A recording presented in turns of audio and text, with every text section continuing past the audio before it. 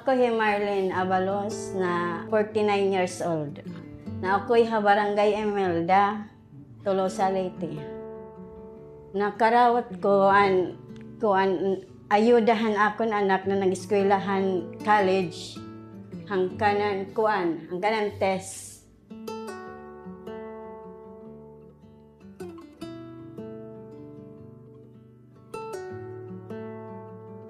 Adi pa ko, bago pala ako na nagkuan parlor, adi barangay Tanghas. Nag-asawa, adi LGU na trabaho, traffic enforcer. Nagmamanicure po ako ngayon pedicure. Hansyahan, pag minanicure ko, dati pala na eskwela ng mga anak, kinder pala, hasta yan na, o home service.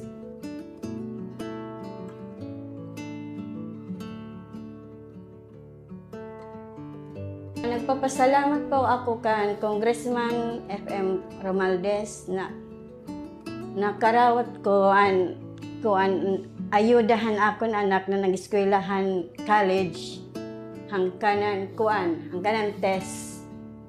Hasta nakagraduar na hiya yan na bagabuyag nakapasarihan teacher. Pasado na po hiya.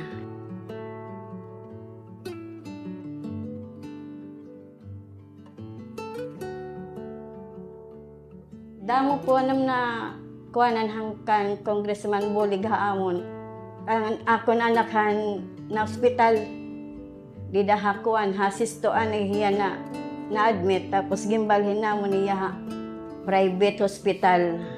Dakon niya na bulig haamon kay tungod hadtuhan an amon gin pangaro haiya na financial 120,000. Zero balance po kami. Na-admit hiya, nagkamayada hiya, pneumonia. Hapit kami sa Kabulan Hospital, nangaro kami hinbulig hatingog. Kundi ritungod hangkan FM, Congressmanan iya, bulig haamon, di kayo makakakunan na kanya.